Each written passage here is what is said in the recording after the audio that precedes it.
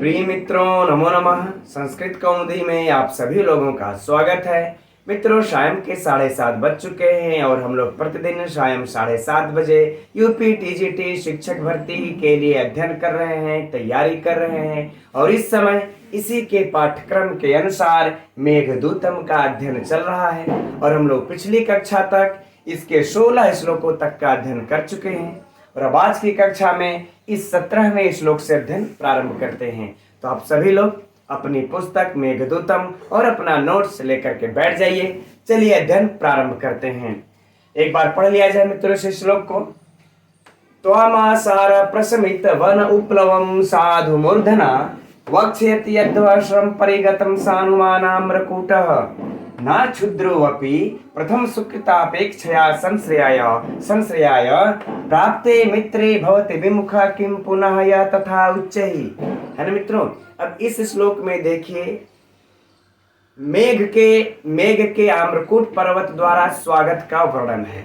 क्योंकि देखिए हम लोगों ने कल तक अध्ययन कर चुका है कि मेघ रामगिरी से उत्तर दिशा की ओर चल पड़ा है और उत्तर दिशा की ओर चलने के बाद सबसे पहले वह माल प्रदेश को पहुंचता है, माल देश को पहुंचता है और माल देश में बारिश करने के बाद कुछ पश्चिम की ओर जा करके फिर पुनः द्रुत गति से वह है ना कहाँ चल पड़ता है, उत्तर दिशा की ओर। और उत्तर दिशा की ओर चलने के बाद अब देखिए आम्रकूट पर्वत पर पहुंच रहा है। तो किस प्रकार से वह आम्रकूट पर्वत उसका स्वागत कर रहा है, यही अब कालिदास कह ले चाहे यक्ष कह रहे हैं इस श्लोक में। देखते हैं अर्थ को। कह रहे कि त्वामा, त्वम आसार, त्वम अर्थात मित्रों तुम। कौन तुम? तो कह रहे कि मेघ, ये मेघ तुम आसार प्रशमित वन उपप्लवम, 4 पद नजर आए। चारों के अर्थ को अब देखते हैं। आसार अर्थात मूसलाधार, आसार अर्थात मूसलाधार और फिर मूसलाधार बारिश कह ले, है ना, मूसलाधार बारिश। प्रशमित माने क्या कर देते हो? तो कह रहे शांत कर देते हो। और वन उपप्लवम यानी कि वन का उपद्रव, वन का उपद्रव अर्थात वन की अग्नि, यूं कह ले दवाग्नि, है ना। वन की अग्नि को कौन सी अग्नि कहते हैं? दवाग्नि कहते हैं। यह भी परीक्षा का प्रश्न है मित्रों, नोट कर लीजिएगा, है ना। वन की अग्नि को दवाग्नि कहते हैं, समुद्र की अग्नि को बड़वाग्नि कहते हैं। ठीक, चलिए। तो कह रहे हैं कि हे मेघ तुम मूसलाधार बारिश करके दवाग्नि को शांत करते हो। तो मित्रों यह तुम का मेघ विशेषण है। ये कौन? आसार प्रशमित वनोप्लवम। मेघ कैसा अर्थ करे कि ये मेघ तुम मूसलाधार बारिश करके दवाग्नि को शांत करते हो। अब मित्रों हम लोग आगे न बढ़ करके इसका अर्थ निकाल लेते हैं, तब अगर पूरे अर्थ को देखेंगे तो समझ में आएगा। अब कह रहे हैं देखिए अध्व श्रम परिगतम, और कह रहे तुमको अध्व अर्थात मार्ग, अध्व माने क्या होगा? मार्ग, है ना। वक्षेति अध्व अलग अलग कर लेंगे। वध्व माने मार्ग, श्रम माने श्रम से, परिगतम माने थके होने पर, थके होने पर। ठीक, यह भी मित्रों इस त्वम का अर्थात मेघ का विशेषण है, इस त्वम का। ठीक, तो कह रहे हे मेघ तुम मूसलाधार बारिश करके दवाग्नि को शांत करते हो और मार्ग के श्रम से अर्थात परिश्रम से थके होने पर साधु माने अच्छी प्रकार से, साधु अर्थात अच्छी प्रकार से, मूर्धना माने शिखर पर, मूर्धना अर्थात शिखर पर, वक्ष्यति, वक्ष्यति अर्थात मित्रों धारण करेगा। ठीक, आगे बातें समझ में ना। अब लेकिन बात होती है कि अच्छी प्रकार से शिखर पर तुमको धारण करेगा थके होने पर, तो कौन तुमको धारण करेगा? तो यहां देखते हैं सानुमान आम्रकूटः, सानुमान मने चोटी पर, है ना। सानु मतलब होता है मित्रों पर्वत का सबसे ऊपरी भाग, जो कि थोड़ा सा समतल होता है, निवास योग्य होता है, वहां पर रुकने योग्य होता है ना। समतल भूमि पर्वत की ऊपरी चोटी को हम सानु बोलते हैं। तो सानुमान उस पर्वत की चोटी पर, आम्रकूट माने आम्रकूट पर्वत, आम्रकूट पर्वत ये तुमको धारण करेगा। फिर से देख लेते हैं इतने कई संपूर्ण अर्थ को। ठीक, तब आगे बढ़ा जाएगा कि हे मेघ तुम मूसलाधार बारिश करके दवाग्नि को शांत करते हो और तुमको मार्ग में परिश्रम के कारण थके होने पर अच्छी प्रकार से शिखर के चोटी पर आम्रकूट पर्वत धारण करेगा। अच्छी प्रकार से तुमको आम्रकूट पर्वत अपने सिर पर धारण करेगा। अब क्यों धारण करेगा, प्रश्न उठता है ना कि वो आम्रकूट पर्वत तुमको क्यों धारण करेगा। उसका रीजन बता रहे हैं इन 2 पंक्तियों में, और यह 2 पंक्तियां मित्रों सुक्ति भी है। अब देखते हैं क्या करे ना क्षुद्रोपि, क्षुद्रोपि माने क्षुद्र भी अर्थात नीच व्यक्ति भी प्रथम सुकृत अपेक्षया, है ना। तो कह रहे प्रथम मतलब पहले सुकृत माने किए गए सुकृत अर्थात पुण्य कार्य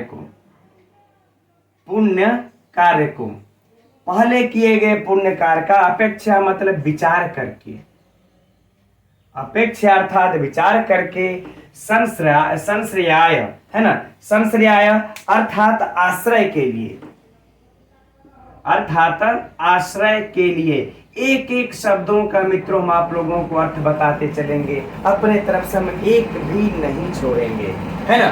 तो कह रहे क्षुद्र व्यक्ति भी पहले पुण्य कार्य का विचार करके आश्रय के लिए प्राप्त माने प्राप्त होने पर, आश्रय के लिए प्राप्त होने पर मित्र माने मित्र को, किसको प्राप्त होने पर, मित्र को प्राप्त होने पर भवति विमुख न माने नहीं।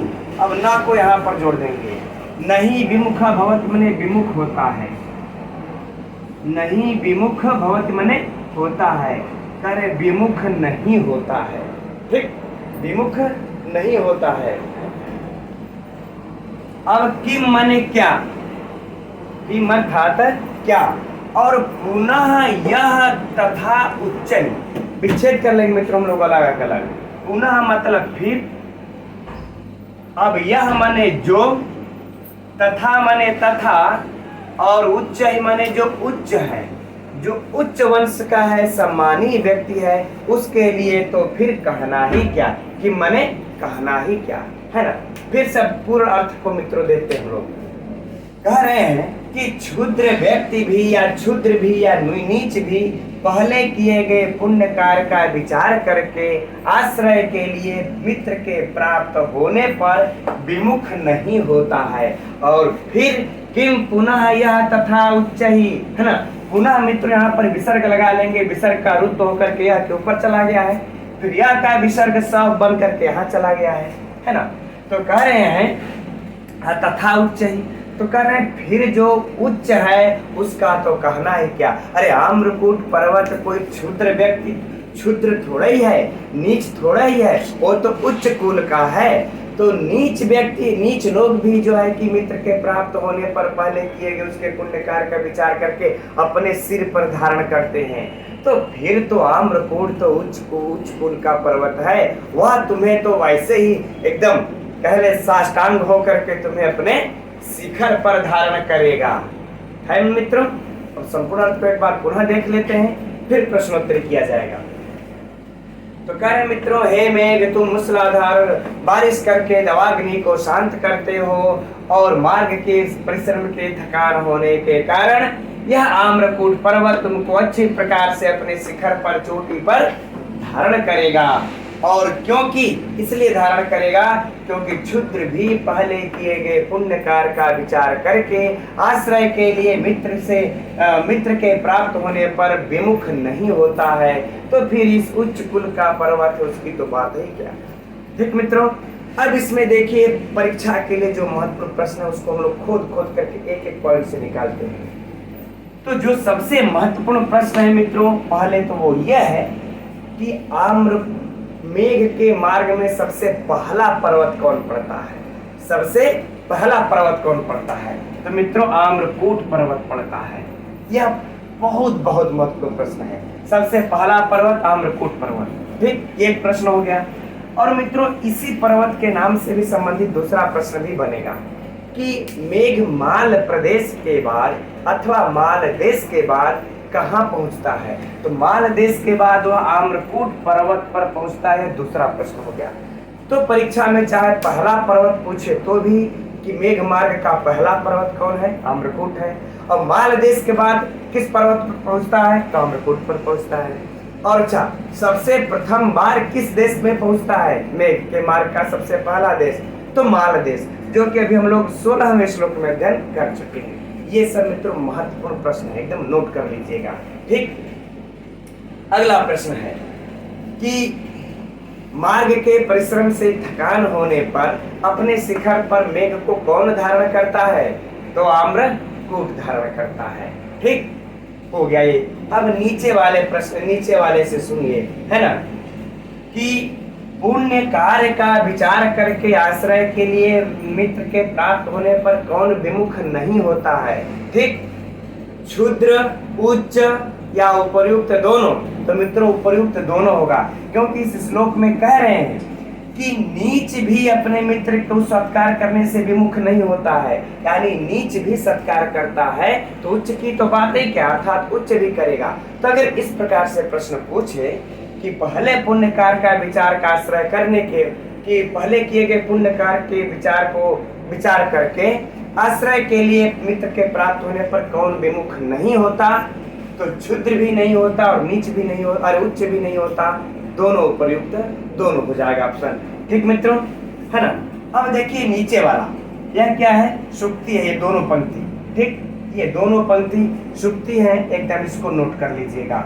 और सुक्ति होने के साथ साथ अब इसमें पूर्व के अर्थों को यह जो है क्या कर रहा है, ये अर्थांतर न्यास अलंकार भी हो जाएगा। अलंकार भी इसी जगह आप लोग नोट कर लीजिए, फिर व्याकरणात्मक टिप्पणियों को देखा जाएगा, है ना। अलंकार कौन हो जाएगा, अर्थांतर न्यास।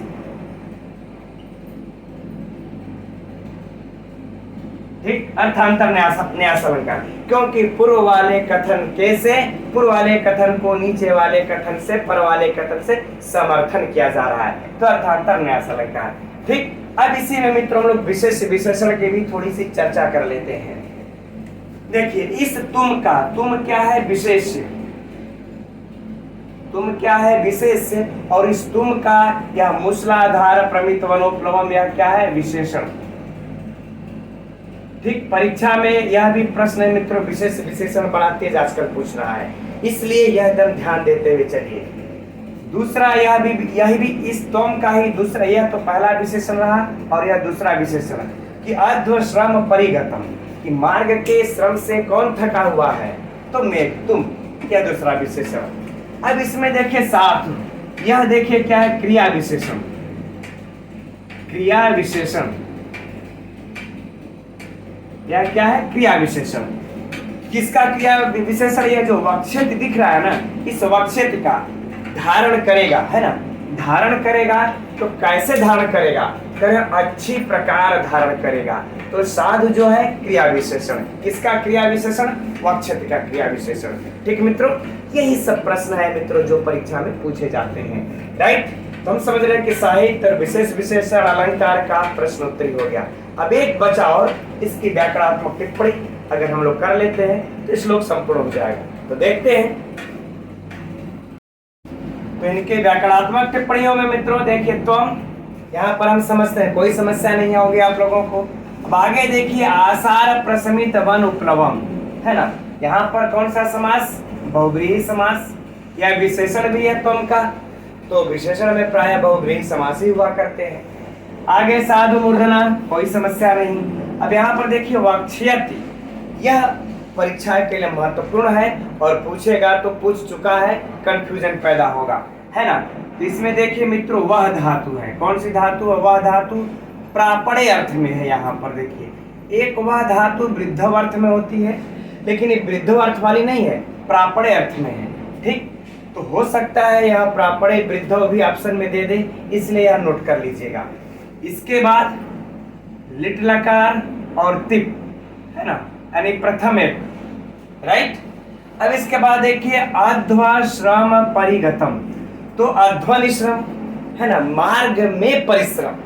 तो मित्रों जब अध्वनि श्रम कराएगा तो यहाँ पर कौन सा समास हो जाएगा, सप्तमी तत्पुरुष, है ना। अतेषाम परिगत, उससे थका हुआ, तो क्या हो जाएगा, तृतीया तत्पुरुष, है ना। तो अर्धश्रम परिगतम में तृतीया तत्पुरुष, और जब अर्धश्रम में पूछे तो सप्तमी तत्पुरुष। राइट। अब देखिए इसको भी अलग कर लेते, सानुमान फिर आम्रकूट, तो संधि हो गई। अब अलग अलग जब कर लेंगे तो सानु, यहाँ पर सानु शब्द है, अब इस सानु में हम लोग मतुप प्रत्यय जोड़ देंगे, बन जाएगा सानुमान। क्या बन जाएगा? सानुमान। महत्वपूर्ण है ना, परीक्षा की दृष्टि से सानुमान। अब उसके बाद इस सानुमान में हम लोग आम्रकूटा का जो है कि जोड़ देंगे, संधि हो जाएगी। अब आगे देखते हैं ना, क्षुद्रों पे कोई समस्या नहीं। प्रथम सुकृत, पहले किए गए पुण्यकार, तो पुण्यकार क्या है? जो प्रथम किया गया मित्रों, तो कर्मधारय समास हम लोग यहाँ पर कर सकते हैं, है ना। अच्छा, कर्मधारय, अब फिर अपेक्षया, है ना, तेसाम अपेक्षा, यानी कि उसके उसकी अपेक्षा। तो मित्रों यहाँ पर क्या हो जाएगा? षष्ठी तत्पुरुष समास। ठीक। अब आगे है संश्रयाय, तो मित्रों सम उपसर्ग लगा लेते हैं, श्री धातु लगा लेते हैं, अच प्रत्यय लगा लेते हैं, इसके बाद बन जाएगा संश्रय। क्या बन जाएगा? संश्रय। इसके बाद हम अपने आवश्यकता अनुसार सूद आदि उत्पत्ति करके चतुर्थी विभक्ति में बना लेंगे संश्रयाय। ठीक। हाँ, इसमें मित्रों ये आम्रकूटा छूट गया। आम्रकूटा में कौन सा समास है? ताम्रा कूटेषु यस्य सह, जहां पर बहुत सारे ढेर सारे आम हो वहां पर, तो मित्रों आम्रकूटा में बहुव्रीहि समास है, इसको नोट कर लीजिएगा। आम्रकूटा का चूंकि चर्चा भी है तो परीक्षा में मतलब ये प्रबल कारण है कि यह पूछा जा सकता है, आम्रकूटा में समास, तो बहुव्रीहि समास। ठीक। आगे देखिए, प्राप्त कोई समस्या नहीं। मित्रे भवति विमुखा किम पुनः यह तथा उच्च। यहाँ पर हम समझते इस पंक्ति में आप लोगों को व्याकरणात्मक टिप्पणी से कोई समस्या दिक्कत नहीं होगी। भवति प्राप्त कौन नहीं जानता, ये सारे लोग जानते हैं। ठीक है मित्रों, दे रहा देखिए इसकी व्याकरणात्मक टिप्पणी, और इसके व्याकरणात्मक टिप्पणी में देखिए आम्रकूटा में समास, और सानुमान में जो है कि सानुमान में हम लोगों को पूछा जा सकता है प्रत्यय या दूसरा महत्वपूर्ण। ठीक। प्रथम सुकृत्या, इसमें समास, और बाकी ये वक्ष्यति वाला तो पूछ भी चुका है परीक्षा में, है ना। ये इतने व्याकरणात्मक टिप्पणी के दृष्टि से इस श्लोक में महत्वपूर्ण है। ठीक। चलिए अब हम लोग आगे बढ़ते हैं श्लोक 18 के तरफ। तो हम लोग अब आगे बढ़ते हैं मित्रों और देखते हैं इस 18वें श्लोक को। और आज मित्रों मुझे थोड़ा खेद है कि आप लोगों को आवाज सुनने में असुविधा प्रतीत होती होगी, क्योंकि बगल में ढलैया का कार्य चल रहा है, इसलिए उसका भी आवाज आ रहा होगा। लेकिन अब इसका दूसरा विकल्प भी नहीं है, और हम लोग इतनी छोटी छोटी सी समस्याओं के कारण कक्षा को बंद भी नहीं कर सकते। अतः हम उम्मीद करते हैं कि आप लोग मैनेज करके आज थोड़ा सा अध्ययन आज कर लेंगे। ठीक। देखते हैं। अच्छा, इस 18वें श्लोक को हम लोग करें कि छन्नो पांतः पढ़ लिया जाए। अच्छा, एक बार छन्नो पांतः परिणत फल द्योतिभिः काननाम्रहि त्वय्यारूढ़े शिखरम अचला स्निग्ध वेणी सवर्णे नूनम यास्यति अमर मिथुन प्रेक्षणीयाम अवस्थाम मध्य श्याम स्तनिव भुवा शेष विस्तार पांडु। है ना मित्रों, इस श्लोक में मेघ के आम्रकूट के पर्वत के शोभा का वर्णन किया जा रहा है ना। यक्ष कह रहा है कि हे मेघ, जब तुम उस आम्रकूट के पर्वत के ऊपर जब विराजमान होगे तो उस आम्रकूट पर्वत की शोभा क्या होगी और वह किसके द्वारा देखने योग्य होगी, उसकी उपमा क्या होगी, इसके बारे में बता रहे हैं, अर्थात कालिदास लिख रहे हैं। ठीक। तो देखा जाए मित्रों, कह रहे हैं कि छन्नो पांतः अर्थात ढके हुए भाग वाला, ढके हुए भाग वाला, है ना मित्रों।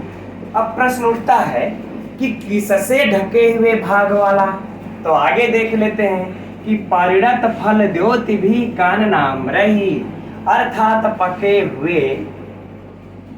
हुए फलों से, परिणत माने पके हुए, फल माने फलों से। ठीक।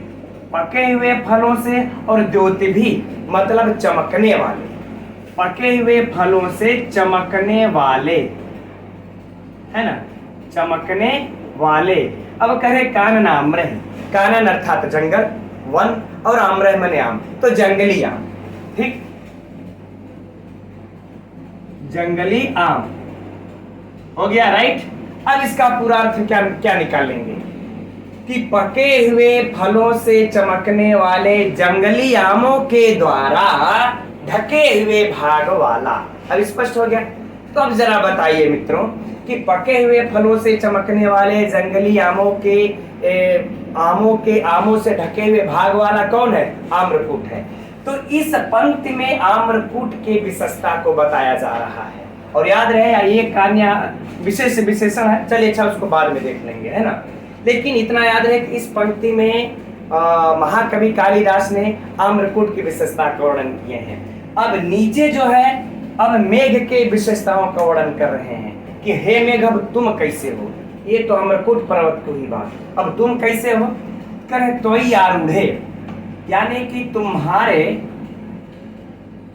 या तुमको आरूढ़ होने पर, आरूढ़ मतलब आरूढ़ अर्थात विराजमान होने पर, थोड़ा सा अच्छा लग रहा है लिख लिया जाए, विराजमान होने पर। कहां पर? तो शिखरम अचलह, शिखरम मतलब शिखर पर, अचलह माने पर्वत, करे पर्वत के शिखर पर। और तुम्हारा रंग रूप कैसा है? अब बता रहे हैं, कहे स्निग्ध वेणी सवर्णे, स्निग्ध मतलब कि चिकना, ठीक, चिकने, और वेणी मतलब मित्रों होता है जूड़ा, तो बालों का जूड़ा कैसा होता है? काला। तो चिकने काले जूड़े, काले जूड़े के सवर्णे मने समान, राइट। तो कहे तुम्हारा जो रूप है, यह देखिए तोई का विशेषण है, तोई, तुम्हारे चिकने काले जूड़े के समान शिखर के, पर्वत के शिखर पर विराजमान होने पर। तो दो बातें तो मित्रों स्पष्ट हो गई कि हे आम्रकूट तुम कैसे हो? तो पके हुए फलों से चमकने वाले जंगली आमों से ढके हुए भाग वाले हो, और उसके ऊपर, है ना, उसके ऊपर हे मेघ तुम्हारे चिकने जूड़े काले जूड़े के समान शिखर के, पर्वत के शिखर पर विराजमान होने पर। अब तुम विराजमान हो गए, तो अब जाकर के आम्रकूट की शोभा कैसी होगी? अब देखिए नीचे लिखते हैं कि नूनम माने निश्चय, नूनम अर्थात निश्चय ही, यास्यति माने प्राप्त करोगे, यास्यति अमर है ना मित्रों, यह संधि हुई, यास्यति माने प्राप्त करोगे, ठीक। किस क्या चीज को प्राप्त करोगे? कहे कि अमर मिथुन प्रेक्षणीयाम अवस्था। अमर मिथुन मतलब हो जाएगा मित्रों अमर, जो अमर है देवता, है ना, मिथुन मतलब दंपत्ति, जोड़ा। तो कहे कि देवताओं के, देवता दंपत्तियों के, है ना, देवता दंपत्तियों के प्रेक्षणीय माने देखने के, देखने योग्य, अवस्था माने अवस्था को प्राप्त करोगे, अवस्था को प्राप्त, यहां पर ही प्राप्त करोगे अवस्था को, है ना मित्रों। तो देखिए कह रहे हैं यक्ष, कह रहे हैं मेघ से कि हे मेघ जब तुम उस पर्वत के शिखर पर विराजमान होगे तो तुम निश्चय ही देवता दंपतियों के देखने योग्य अवस्था को प्राप्त करोगे। तब बात उठती है मित्रों, प्रश्न उठता है कि जो तुम्हारी शोभा अमरकूट पर्वत के पर विराजमान होने पर होगी वह सिर्फ देवता दंपतियों के ही देखने योग्य होगी, ऐसा क्यों कहते हैं? क्यों कहते हैं? ठीक है, देखिए बड़ा सूक्ष्म ही कालिदास ने यहाँ पर मित्रों रचना किया है ना। वो मानवों के देखने योग्य नहीं होगी। देखिए क्यों होगी, अब नीचे बता रहे, क्योंकि मध्य श्यामः, क्योंकि देखिए मध्य मने मध्य भाग में श्यामः मतलब मित्रों क्या हो जाएगा? सांवला।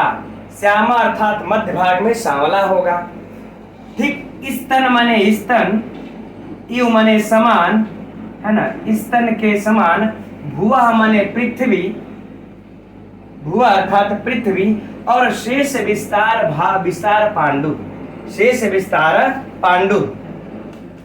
तो कह रहे शेष मतलब जो मित्रों शेष भाग होगा वह शेष विस्तार, शेष भाग, ठीक, क्या होगा? वह पीला, क्या कह रहे? पीला। तो कह रहे जब शेष भाग पीला होगा और मध्य भाग श्यामला होगा तो अब स्तन इव भुवः, यानी कि पृथ्वी के स्तन के समान होगा। तो मित्रों यह पृथ्वी माता है, तो पृथ्वी के स्तन के समान होगा, देवी के रूप है, पृथ्वी देवी है। तो इस देवी के रूप होगा, तो जब पृथ्वी के स्तन के समान होगा तो वह इसलिए देवता संपत्तियों के देखने की योग्य अवस्था को, देवता दंपतियों के देखने योग्य अवस्था को प्राप्त करोगे। ठीक है मित्रों, इस पूरे अर्थ को भी एक बार समझ लेते हैं कि हे मेघ, जब तुम उस आम्रकूट पर्वत पर विराजमान होगे तो निश्चय ही देवता संपत्तियों के देखने योग्य अवस्था को प्राप्त करोगे, क्योंकि मध्य भाग तुम्हारा सांवला होगा और शेष भाग पीला होगा, तो पृथ्वी के स्तन के समान होगा, इसलिए देवता दंपतियों के देखने योग्य अवस्था को प्राप्त करोगे। मित्रों, अगर इसको हम लोग अगर सीधे सीधे अगर शब्दों में देखा जाए, अगर इस प्रकार से, है ना, तो जैसे देखिए यह मान लेते हैं आम्रकूट पर्वत हुआ, ठीक है, यह क्या हो गया, आम्रकूट पर्वत। अब यहाँ पर देखिए यह पीले पीले जो है कि आम के वृक्ष हैं, ठीक है ना, ये पीले पीले पीले पीले क्या हो गए, आम के वृक्ष हो गए, है ना।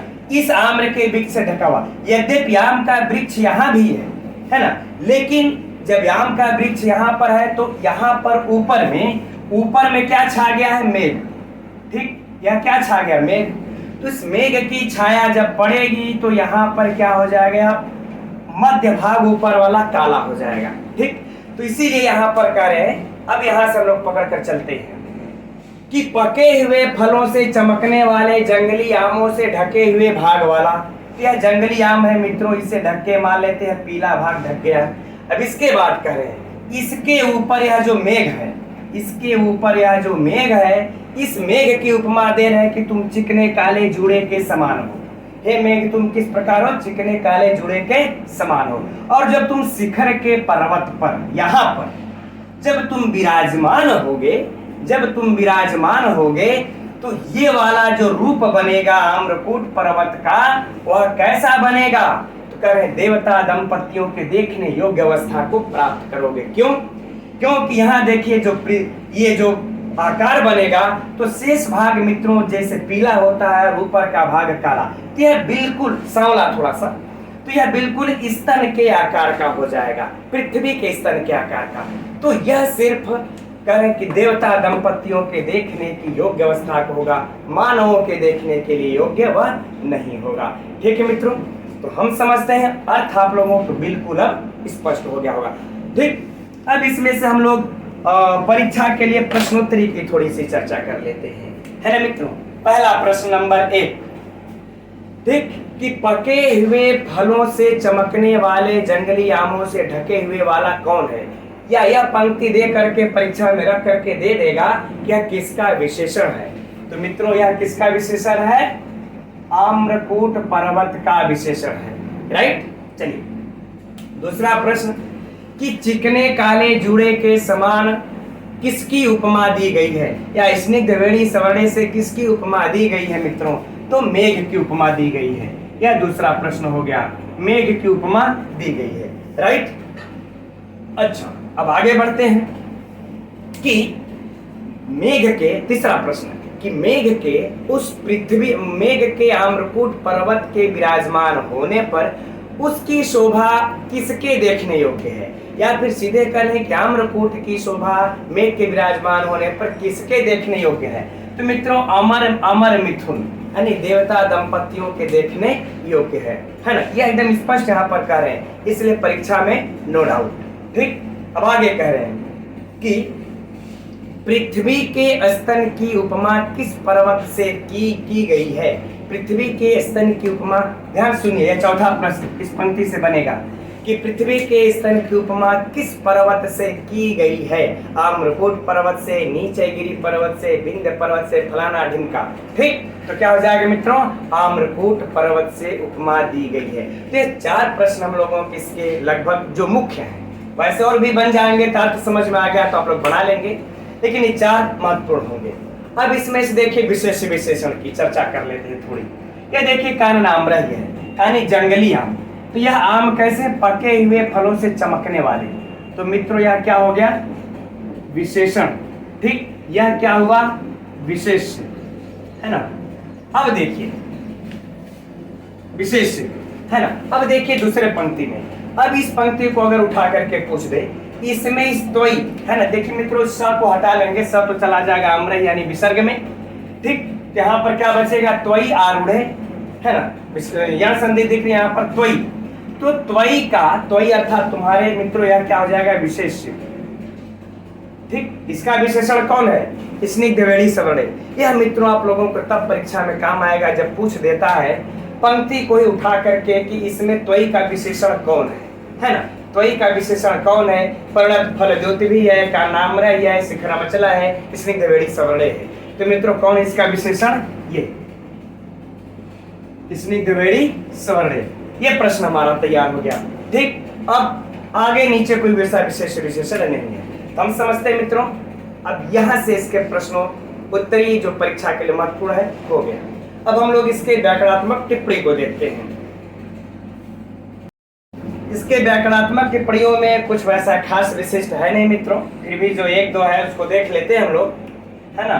छन्नोपांतः, है ना, छन्ना उपांतः यस्य स, अर्थात बहुव्रीहि समास, कोई समस्या नहीं, है ना। अब परिणत फल द्योति भी मित्रों यहाँ भी बहुव्रीहि समास है, चूंकि अब उसका विशेषण है। ठीक, कारणाम्रयी त्वयि आरूढ़े, त्वयि यहाँ पर मित्रों त्वयि में देखिए सप्तमी विभक्ति है ना, सप्तमी विभक्ति है। लेकिन यहाँ पर एक जबरदस्त प्रश्न परीक्षा के लिए बन रहा है और पूछा जा सकता है कि किस सूत्र से है सप्तमी विभक्ति। तो मित्रों यस्य च भावेन भाव लक्षणम, यस्य च भावेन भाव लक्षणम सूत्र से यहाँ पर त्वयि में तुम्हारे आरूढ़ होने पर, ठीक, तो भवि सती सप्तमी कह सकते हैं, भावे सप्तमी कह सकते हैं, सप्तमी विभक्ति है। यस्य च भावेन भाव लक्षणम सूत्र से एकदम नोट कर लीजिएगा, परीक्षा का महत्वपूर्ण प्रश्न है। शिखरम अचला, कोई समस्या नहीं, स्निग्धवेणी सवर्णे। तो मित्रों स्निग्धवेणी, यहाँ पर वेणी कैसी है, स्निग्ध है, तो मित्रों यहाँ पर विशेष विशेषण तो कर्मधारय समास, फिर उससे सवर्ण ही, अगर पूरा में देख लेंगे तो बहुव्रीहि समास, है ना, पूरा में ले लेंगे तो ही सवर्ण तो बहुव्रीहि समास हो जाएगा, कोई समस्या नहीं। अब नूनम, यह मित्रों क्या है, एक अव्यय है। अब यास्यति अमर मिथुन प्रेक्षणीयाम अवस्थाम, अमर मिथुना नाम मित्रों षष्ठी तत्पुरुष समास इतना लंबा है कि इसमें से पूछेगा नहीं, छोड़ देते इसको। मध्य श्याम स्तनयु भुवा शेष विस्तार पांडु। ठीक, तो मित्रों हम समझते हैं नीचे भी कोई वैसा विशिष्ट व्याकरणात्मक टिप्पणी है नहीं परीक्षा की दृष्टि से। अगर आगे बढ़ेंगे तो हम लोग ज्यादा समय व्यतीत होगा इसमें और दो प्रश्न है मित्रों परीक्षा की दृष्टि से जो मुझे भी याद आया, उसको ध्यान आप लोग दें। पहला तो यह है कि अगर प्रश्न परीक्षा में पूछे कि आधुनिक विद्वान अम्रकुट को कौन सी पहाड़ी मानते हैं, तो मित्रों इसको नोट कर लीजिए, अमरकंटक, है ना, अमरकंटक। ठीक, यह अमरकंटक मानते हैं, अमरकंटक पर्वत, यह कौन मानते हैं, आधुनिक विद्वान। अगर प्रश्न को मान लेते हैं पलट करके पूछ दिया जाए कि अम्रकुट को आधुनिक विद्वान कौन सा पर्वत मानते हैं, तो अमरकंटक, या फिर अमरकंटक को आधुनिक विद्वान कौन सी पहाड़ी मानते हैं मेघदूतम के अनुसार, तो अमरकोट को मानते हैं। कैसे भी पूछ दे इसको नोट कर लीजिएगा। अच्छा, दूसरा जो प्रश्न और परीक्षा का है कि अगर यह पूछा जाए आप लोगों से परीक्षा में कि आम्रकूट पर्वत माल प्रदेश के किस दिशा में है, आम्रकूट पर्वत माल प्रदेश के किस दिशा में है, पूर्व दिशा में, पश्चिम दिशा में, उत्तर दिशा में या दक्षिण दिशा में, बताइए आप लोग। ठीक, तो माल प्रदेश के मित्रों यह उत्तर दिशा में है, क्योंकि मान लेते ऊपर उत्तर होता है नक्शे में, लेकिन कोई बात नहीं, हम लोग उत्तर इधर थोड़ा सा, अब ऊपर जगह नहीं तो इधर चलते हैं। जैसे देखिए मित्रों यह माल प्रदेश हुआ, ठीक है, यह माल प्रदेश यहाँ हो गया, यहाँ से मेघ थोड़ा सा पश्चिम जाने के बाद कहाँ चल देता है, उत्तर चल देता है। ठीक, तो यहाँ पर हम लोगों को यह आम्रकूट पर्वत नजर आता है ना, तो जब मेघ यहाँ से उड़ता उड़ता जब चल रहा है तो उत्तर दिशा में ही जा रहा है ना। तो अगर परीक्षा में पूछ दे कि इस माल प्रदेश से, है ना, इस माल देश से आम्रकूट पर्वत किस दिशा में है, तो आम्रकूट पर्वत उत्तर दिशा में है। ठीक, एकदम इसको नोट कर लीजिएगा आप लोग अपने पुस्तक में ही, चाहे ऊपर चाहे नीचे चाहे कहीं नोट्स अगर आप लोग तैयार कर रहे होंगे, वैसे तो मेरे अनुसार मेरा रिक्वेस्ट है कि आप लोग नोट्स मित्रों जरूर तैयार कीजिए। इस तरह से एक बार स्वयं नोट्स अगर तैयार कर लेंगे ना तो किसी कोचिंग की आवश्यकता नहीं पड़ेगी, हमारी भी फिर कभी आपको जरूरत नहीं पड़ेगी कि सर से कभी मेघदूतम पढ़ ले। ठीक है, तो ये मेघ उत्तर दिशा में पड़ता है, राइट मित्रों। तो हम समझते हैं इस श्लोक से जो जो प्रश्न बनते हैं सारे के सारे हो गए। अब मित्रों इसके बाद इसका एक और मल्लीनाथ, आचार्य मल्लीनाथ इसका एक अन्य अर्थ निकालते हैं, उसको हम लोग छोड़ देते हैं। परीक्षा की दृष्टि से उसका कोई विशिष्ट महत्व नहीं है, फालतू टाइम पास जाएगा। अब इसके बाद एक 18 का श्लोक भी मिलेगा जिसके पास अगर ताड़ी झा की पुस्तक होगी तो, यानी कि 18 नंबर पे 2 श्लोक, एक 18 है एक 18 का, यानी उसको लोग प्रक्षिप्त भी मानते हैं। तो उस श्लोक का हम लोग अध्ययन नहीं करते हैं, उसको छोड़ देते हैं, कोई विशिष्ट महत्वपूर्ण नहीं है। आगे बढ़ते हैं हम लोग 19वें श्लोक की तरफ। तो हम लोग अब आगे बढ़ा जाए और देखते हैं इस 19वें श्लोक को। यह श्लोक परीक्षा की दृष्टि से अत्यंत महत्वपूर्ण है मित्रों। इसमें एक से बढ़कर के एक भयंकर प्रश्न बनते हैं जो परीक्षा के लिए महत्वपूर्ण है, पूछे जा सकते हैं, इसलिए इसे हम लोग जरा ध्यान से देखते हैं। ठीक, पढ़ लिया जाए एक बार। स्थित्वा तस्मिन् वनचर वधू भुक्त कुंजे मुहूर्तम तोयोत उत्सर्ग द्रुततर गति तत्परम वर्तमतीर्णः रेवाम द्रक्ष्यसि उपल विस्मय विंध्य पादे विशीर्णाम भक्ति छेदैरिव विरचिताम भूति मंगे गजस्य। अब इस श्लोक में मित्रों नर्मदा नदी का वर्णन आ गया, अर्थात रेवा नदी का वर्णन आ गया है ना। अब देखिए जो मेघ है वह आम्रकूट पर्वत से उस रेवा नदी अर्थात नर्मदा नदी को पहुंच रहा है। अब वहां पर जब मेघ के दृष्टि में वह नर्मदा नदी आती है तो वह कैसे सुशोभित होते इसका वर्णन है। तो देखते हैं अब हम लोग इसके अर्थ को। करें स्थित्वा माने ठहर कर अर्थात रुक कर, अर्थात रुक कर। ठीक, तो कहां रुक कर? यक्ष कह रहा है मेघ से, हे मेघ तुम रुक कर। तो कहां रुक करके प्रश्न उठेगा ना। कह रहे तस्मिन उस अर्थात कौन से उस? तो कह रहे हैं उस आम्रकूट पर्वत पर रुक कर, उस आम्रकूट पर्वत पर रुक कर। आगे बातें समझ में। हे मेघ तुम उस आम्रकूट पर्वत पर रुक कर। तो फिर प्रश्न उठता है मित्रों कि किस आम्रकूट पर्वत पर रुक कर? तब आगे वनचर वधू भुक्त कुंजय, ये आम्रकूट के विशेषण बता रहे हैं कि इस आम्रकूट पर्वत पर रुक कर। तो किस, देखिए वनचर वधू भुक्त कुंजय, कुंजे मतलब निकुंजों में या कुंजों में है ना, कुंजों में जहां पर वनचर वधू यानी जो वनचर की स्त्रियां हैं, वनचर माने वनचर, वन में विचरण करने वालों की, वधू माने स्त्रियां। ठीक, तो वनचर वधू की जो स्त्रियां हैं, भुक्त माने उपभोग किए हैं, भुक्त माने भोग कर लें चाहे उपभोग। तो कह रहे जिनके कुंजों में, जहां उस आम्रकूट पर्वत पर थोड़ा रुक कर, जिस आम्रकूट पर्वत के कुंजों में वनचर की स्त्रियां उपभोग करती हैं, जिन आम्रकूट के पर्वत के निकुंजों में या कुंजों में वनचर की स्त्रियां उपभोग करती हैं। मित्रों यहाँ पर देखिए कुंज का अर्थ होता है निकुंज का, जिस पर्वत पर या जंगल में जब लताएं चढ़ करके पेड़ पर थोड़ा सा घर टाइप का बना लेती हैं, घर जैसा, वह कुंज जैसा दिखने लगता है और नीचे साफ सुथरी जगह रहती है और ऊपर से लताएं बिल्कुल इस तरीके से घर जैसा ये बना लेती हैं, नीचे बैठने लायक सोने लायक हो जाता है, तो उसको हम लोग निकुंज कहते हैं, है ना। तो उसी कह रहे हैं यह निकुंज जो है आम्रकूट के पर्वत पर बना हुआ है यत्र तत्र, और उसी निकुंजों में वो जो वनचर की स्त्रियां हैं उनके साथ उपभोग करती हैं उन निकुंजों का। इस आम्रकूट पर्वत पर रुकना। अब मुहूर्त मतलब मित्रों थोड़ी देर, कितना रुकना है तुमको? कहे थोड़ी देर। यह देखिए मित्रों क्रिया विशेषण है किसका? इसका, स्थित्व का, कि रुकना है उस आम्रकूट पर्वत पर जहां पर वनचर की स्त्रियां भोग निकुंजों का कर चुकी हैं, लेकिन थोड़ी देर वहां रुकना। ठीक, ज्यादा देर मत रुकना क्योंकि तुमको आगे भी यात्रा तय करना है। कर वहां थोड़ी देर तुम रुक कर अब क्या करोगे? तो यह उत्सर्ग, तो यह मतलब मित्रों क्या होता है? जल। उत्सर्ग माने त्यागने के कारण या त्याग कर। जब जल को तुम त्याग दोगे, वहां बारिश करोगे तो जल को त्याग दोगे तो तुम क्या हो जाओगे? हल्के। तो जब हल्के हो जाओगे तो द्रुततर अर्थात द्रुततर गति अर्थात शीघ्र तीव्र गति से क्या करोगे? तीव्र गति से, तीव्र गति से तत्परम। तत्परम मतलब मित्रों अगला, तत्पर यानी उसके बाद आने वाला, अर्थात अगले। अगले वर्तमान माने जो है कि मार्ग को और तीर्णा माने पार कर।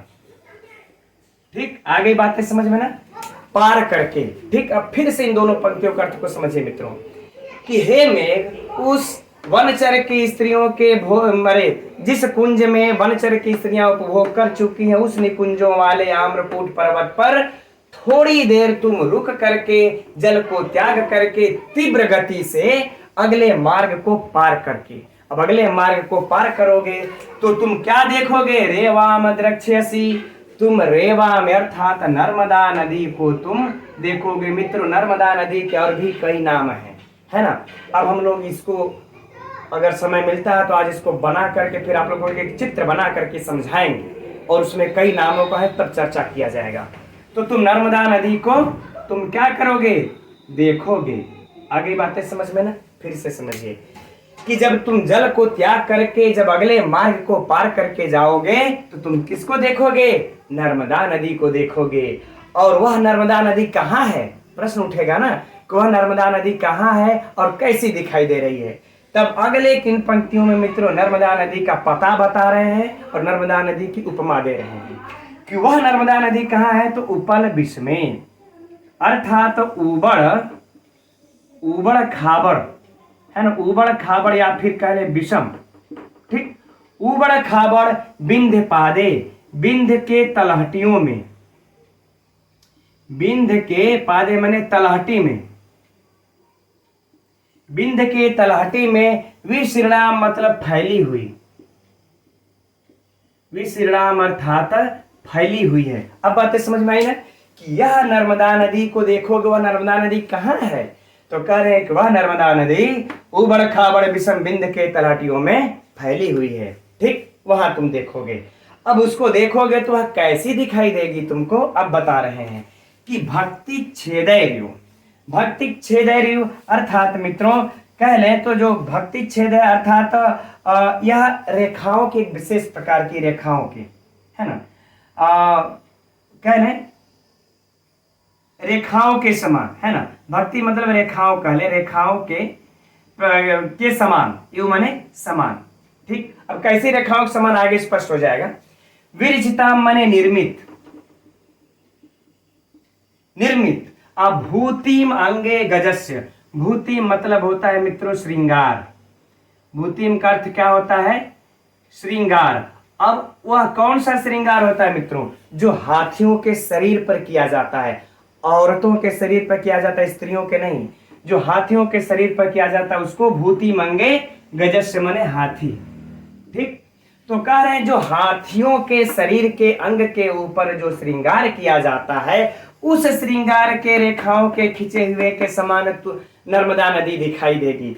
अब मित्रों इसको देखिए जरा, ऐसे समझिए, है ना। इसको इतना थोड़ा सा हटा लेते हैं, इतने में काम चल जाएगा हम लोगों का। देखिए इस तरीके से, है ना, ठीक, इस तरीके से हम क्या ये बना लेते हैं हाथी। ठीक है ना।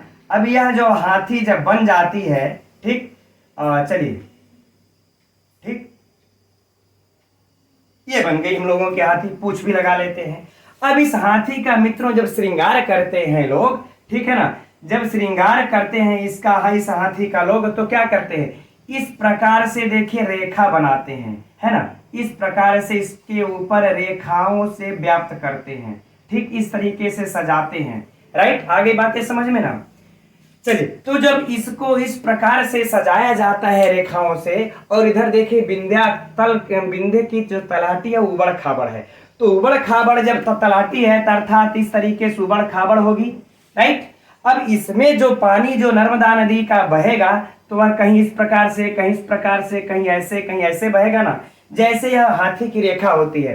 तो जहां जहां तलहटी में जगह पाएगा वैसे वैसे वह पानी बहेगा। तो जब तुम इस विंध्याचल की तलहटी पर, विंध्य की तलहटी के जब ऊपर विराजमान होगे तो इसी प्रकार से उबड़ खाबड़ तलहटी में बहते हुए तुमको नर्मदा नदी दिखाई देगी। आगे बातें समझ में मित्रों। अब हम लोग इसके एक बार संपूर्ण अर्थ को देख लेते हैं, फिर प्रश्नोत्तरी की चर्चा करते हैं। भयंकर भयंकर जो प्रश्न बनते हैं, है ना, कि हे मेघ तुम वनचर की स्त्रियों द्वारा उपभुक्त कुंजों के उस आम्रकूट पर्वत पर थोड़ी देर रुक करके, ज्यादा नहीं, थोड़ी देर रुक करके जल को त्याग करके तीव्र गति से अगले मार्ग को पार करके तुम नर्मदा नदी को देखोगे। और वह नर्मदा नदी उबड़ खाबड़ विषम बिंद के तलाटी में फैली हुई है। और जब तुम उसको देखोगे तो वह हाथी के श्रृंगार के समान जो रेखा खींची जाती है उसके समान निर्मित, यह रेखा के समान निर्मित तुमको वह सुशोभित होगी। आगे बातें समझे मित्रों।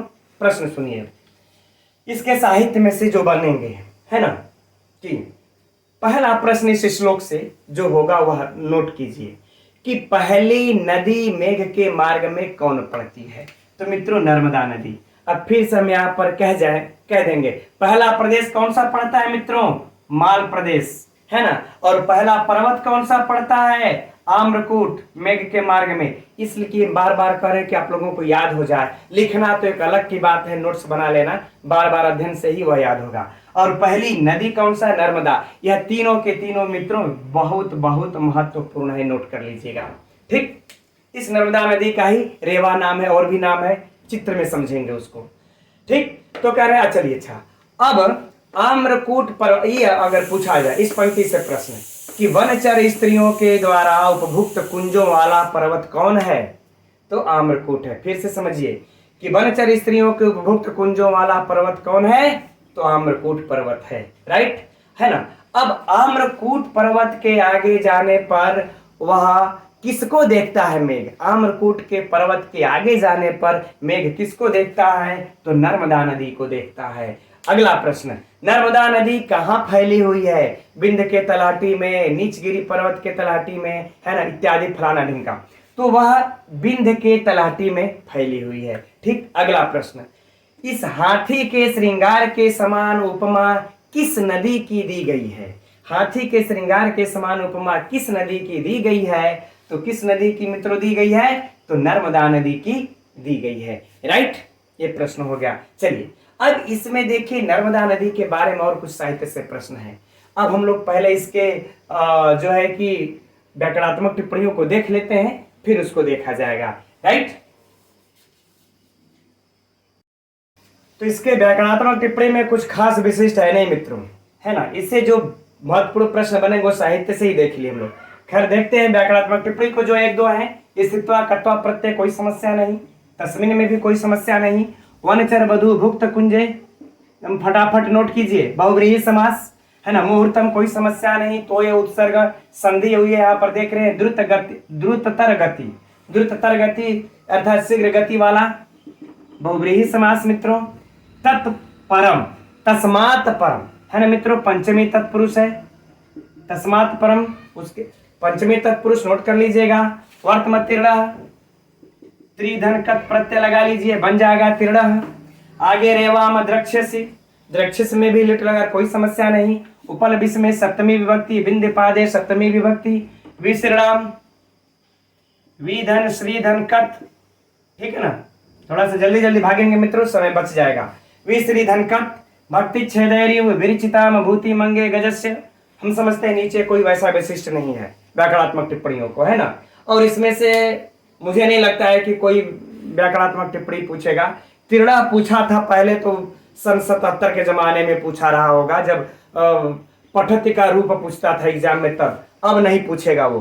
ठीक, अब हम लोग मित्रों इसके आगे बढ़ते हैं और एक चित्र बना करके अब आप लोगों को रेवा नदी और इस सब चीजों को समझाते हैं, क्योंकि बिना कॉन्सेप्ट माइंड में बैठाए हुए मेघ के मार्ग ना क्लियर नहीं होगा। ठीक, देखते हैं उसे। अब मित्रों इस चित्र के द्वारा अब हम आप लोगों को यहीं से कुछ कुछ श्लोकों पर समय समय पर चित्र बना बना करके मेघ का मार्ग हम बताते रहेंगे बीच बीच में, ताकि दिमाग में वो बिल्कुल बैठता जाए। और मैं आप लोगों से रिक्वेस्ट करूंगा कि आप लोग भी अभी से जैसे जैसे हम पढ़ाते चलेंगे या इस चित्र को हम बनाते चलेंगे, आप लोग भी बनाते चलिएगा, विशेषताओं को लिखते चलिएगा, तो आप लोगों का स्वतः ही मेघ मार्ग तैयार हो जाएगा। ठीक, अब चलिए इसको हम लोग समझते हैं। देखिए सर्वप्रथम में रहा रामगिरी पर्वत। रामगिरी पर्वत पर में यक्ष रहा, यक्ष इस मेघ को देखता है। राइट, पहले दिन आषाढ़ के प्रथम दिन। अब यह जो मेघ है इसको मित्रों टाइम वेस्ट मत समझिएगा, है ना। बार बार इस प्रकार से समझेंगे ना तो एकदम छपता जाएगा दिमाग में मेघ मेघदूतम। मेघ मार्ग। ठीक, जब यह यक्ष, अब यह रामगिरी पर्वत है तो कैसा पर्वत है, इसका विशेषण क्या है मित्रों? हम लोगों ने पढ़ा था क्या, सरस निचुला, है ना, सरस निचुल से लहलहाते हुए बेतों वाला। कौन सा पर्वत है? रामगिरी पर्वत है। इस रामगिरी पर्वत, और इस रामगिरी पर्वत का विशेषण क्या है? तो राम के, यह भी लिखते चलिएगा आप लोग, जब चित्र बनाइएगा तो वहां पे लिख लीजिएगा इसको ना, राम के चरण चिन्हों से, राम के चरण चिन्ह से जिसका मध्य भाग अंकित है, मध्य भाग अंकित है ना, ये इसके मध्य भाग में यहाँ पर देखिए राम के चरण चिन्ह बने हुए हैं, राइट, है ना, मध्य भाग में। यह इसकी विशेषता हो गई रामगिरी पर्वत की, दिमाग में याद। अब यहां से देखिए मित्रों, यह मेघ चलता है कहाँ? उत्तर दिशा की ओर। कहाँ चलता है? उत्तर दिशा की ओर, अर्थात उत्तर दिशा में, रामगिरी से उत्तर दिशा को कौन सा पड़ जाता है? यह माल प्रदेश पड़ जाता है। जब यह माल प्रदेश पड़ जाता है तो लगे हाथ मित्रों माल प्रदेश की भी थोड़ी सी विशेषता की चर्चा हो जाए। कहते हैं माल प्रदेश कैसा प्रदेश है? तो जहां पे तुरंत खेत को जोत दिया गया है, ऐसी सुगंधित खेतों वाला, है ना, सुगंधित खेतों वाला। मित्रों अगर मैं यहां पर अब संपूर्ण विशेषणों को नहीं लिख पा रहा हूं, लेकिन आप लोग आगे पीछे पलट करके पढ़े तो है ही हैं, दिमाग में थोड़ा सा मेहनत कर लीजिएगा, खोज करके लिख लीजिएगा, है ना। माल प्रदेश कैसा? सुगंधित खेतों वाला, क्योंकि वहां पर तुरंत हल जोता गया है, जब बारिश पड़ती है तो सुगंधित प्रतीत होता है, राइट। अब यहां से मित्रों थोड़ा सा पहले मेघ किस दिशा की ओर जाता है? माल से। तो याद कर लीजिए मित्रों, पहले थोड़ा कहां जाता है? पश्चिम दिशा की ओर जाता है, हल्का सा, थोड़ी सी दूरी पश्चिम दिशा की ओर जाता है। इसका भी मल्लीनाथ ने एक अलग ही अर्थ निकाला है, खैर छोड़ देते हैं इसको। पश्चिम दिशा की ओर थोड़ी दूर जाने के बाद फिर कहां चल देता है मित्रों? उत्तर दिशा की ओर। यहां पर हम लोग ले लेते हैं, है ना, फिर कहां से? उत्तर दिशा की ओर। तो यहां से जब दो प्रश्न बनेगा तो याद कर लीजिएगा, माल प्रदेश से मेघ थोड़ी दूर पहले किस दिशा में जाता है? पश्चिम दिशा में। फिर पश्चिम दिशा के बाद मेघ माल प्रदेश से किस दिशा को जाता है? तो उत्तर दिशा की ओर। और जैसे उत्तर दिशा की ओर आता है मित्रों, पहला पर्वत पड़ जाता है आम्रकूट पर्वत। अब इस आम्रकूट के पर्वत की तो विशेषता हो ही चुकी है। इस आम्रकूट पर्वत की उपमा किससे दी गई है? पृथ्वी के स्तन से, है ना, यह नोट कर लीजिएगा। और अभी अभी हम लोगों ने 19वें श्लोक में पढ़ा, इस आम्रकूट की विशेषता क्या है ना। तो आम्रकूट की विशेषता क्या है? कह रहे हैं कि वनचर वधु भुक्त कुंजहि, याद रहे, है ना, वनचर वधु भुक्त कुंजहि कहा आम्रकूटः।